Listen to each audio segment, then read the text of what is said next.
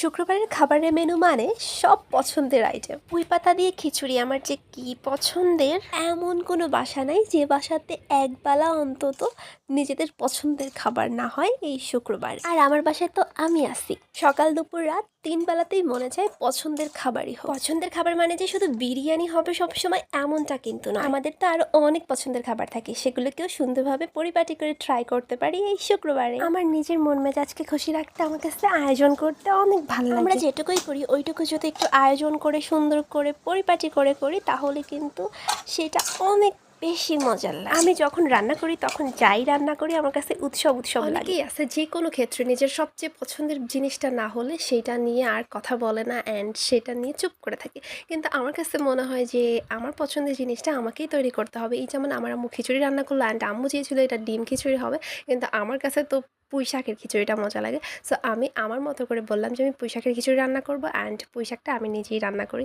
আজকের এই পুঁই পাতার বিশেষত্ব হলো এটি আমাদের গাছের পুঁই পাতা। খিচুড়ির সাথে এরকমভাবে পুঁই পাতার ঝোল খেতে কি যে মজা লাগে। আমি আমার নিজের পছন্দকে সবসময় সম্মান জানাতে চাই। আর আমাদের তো সবসময় ভালো ভালো দামি দামি জিনিসগুলোই পছন্দ হয়, কিন্তু সেই জিনিসগুলো কি সবসময় আমাদের সাথে থাকে বা সবসময় সেই জিনিসগুলোকে আমরা পেতে পারি? জানি সবসময় সব কিছু আমাদের সাথে থাকে না, তাই বলে মন খারাপ করে বসে থাকবো? সবসময় মন খারাপ করে বসে না থেকে আমার কাছে মনে হয় ছোট ছোট কিছু মুহূর্তে আমার কাছে যা আছে, যা দিয়ে আমি কিছু করতে পারবো সেই কাজে মনোযোগী হওয়া অ্যান্ড নিজের মনকে খুশি করে দেওয়া।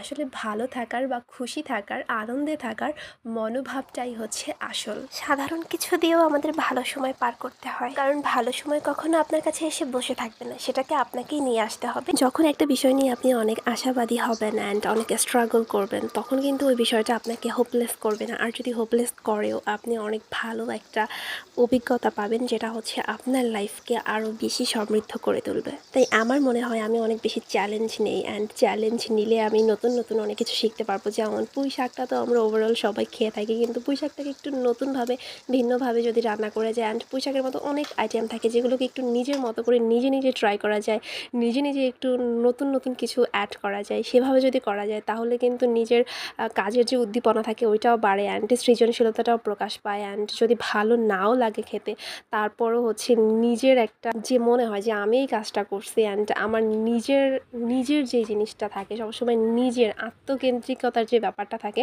সেই ব্যাপারটা ঘটে অ্যান্ড মানে সব কিছুর যে ফলো আপটা ওইটা নিজের কাজের মাধ্যমে হলে অনেক কিছু শেখা যায়, মানে নিজে নিজে বোঝা যায় সবার আগেই। আর সব থেকে যেই বিষয়টা সেটা হচ্ছে সবার যেই অ্যাটেন্টিভ, মানে সবার মনোযোগটা হচ্ছে আমার দিকে থাকে অ্যান্ড যেটা আমার খুব ভালো লাগে। আর ভালো লাগলেই তো আমার মন খুশি হয়ে যায়, আর মন খুশি হয়ে গেলে তো তখন সব কিছু ভালো লাগে। আমরা যদি আমাদের এক্সামে বসি তখন কিন্তু আমরা আমাদের রেজাল্ট নিয়েও চিন্তিত হই, কিন্তু যদি আমরা এক্সামে নাই বসি তখন কিন্তু আমাদের রেজাল্ট কোনো ভ্যারি করে না অ্যান্ড ওইটা নিয়ে কোনো টেনশনও হয় না। সো লাইফটাও এমন, সবসময় এক্সাম নিতে হবে নিজেকে অ্যান্ড তারপর যখন ফলাফল পাবো অ্যান্ড ফলাফলটা ভালো হলে তো মনটা খুশি হয়ে যায় অ্যান্ড সেই খুশিটাই আমাদের জীবনে দরকার।